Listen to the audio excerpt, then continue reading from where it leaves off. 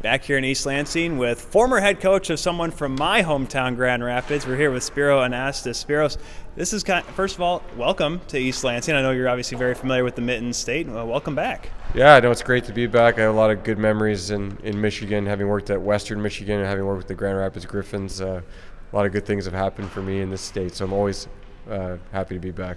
I'm not biased anymore now since the fact that he's working in my area of town, but now you're working with the Winnipeg Jets here as a scout, and having that experience as someone who's scouting talent. How can you use that experience to kind of help these kids here at this Invitational?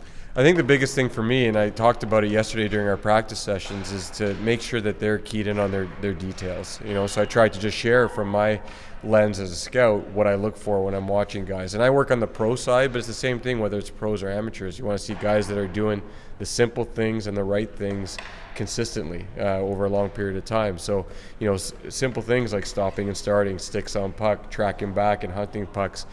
That's kind of the message I'm conveying to these guys, because those are the things that are going to get them noticed and get them to separate from their competition.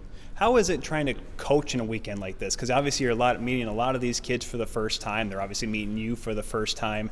How is it that can you get that message across for them to kind of, dare we say, listen to a guy like you? Well, that's always a challenge. Whether it's a weekend tournament or it's a 82-game season, that's the constant challenge, and that's why we have the jobs that we have. So you just try and build a little rapport, and you try and talk to them about lots of things, even things that don't involve hockey, and you try and gain some trust. And the quicker you can do that, then you can kind of share some knowledge with them. So you get to know them, you ask them their names, you ask them where they're from, and you get their backgrounds, and then you tell them a little bit about yourself, and then that hopefully organically becomes a conversation of how you can help them. And when you start to listen and learn about players, then they'll listen to you a little bit more, and then you kind of have those conversations and just try and get them to recognize and identify themselves what they can do to be better players. So it's a process, and again, when you're in a short-term competition like this, it's a little bit on fast forward. But it's all about trust, I believe. And once you gain that trust, then you can start sharing those ideas of how they can improve as players. How much different, because you've coached at the professional level as well, like you said, scouting for an NHL team. How is it different to coach and maybe the older guys and try to bring a message to these younger players? Because obviously the game has changed a lot over the last quarter century, let alone 10 years. What has changed in kind of your eyes in order to find talent and kind of see where they kind of will progress to?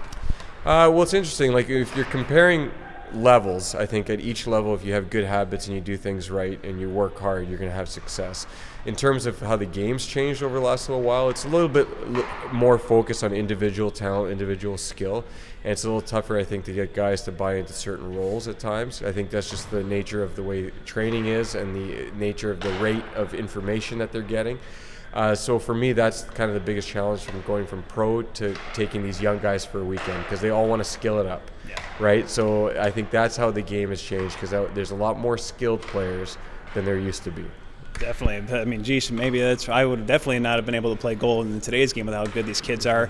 But we have a little bit of international flavor. A lot of North American kids that are at this, but we have some. I mean, we talked with Rob Schremper earlier, what he's doing overseas. But you yourself, you're the head coach of the Serbian national team. It's something that maybe not many people know about. Kind of talk about that experience a little bit. Yeah, it's fun. Anytime I've been able to mix in some of that part-time work in my career with international competition, I've been able to do it because it expands my learning, expands my horizons. My first experience was actually with another former assistant of the Griffins, Jim Pack. Oh, yeah. He brought me over to work with the Koreans. But when you work in places like that where the game is still developing, it really stretches you as a coach, and you have to learn different cultures and different forms of communication.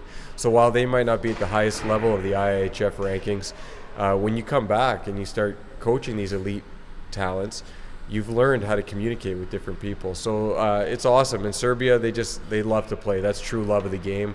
They don't get paid, but they love to represent their country. So it's been a lot of fun coaching their men and their U20s, but ultimately it's a learning experience for me too.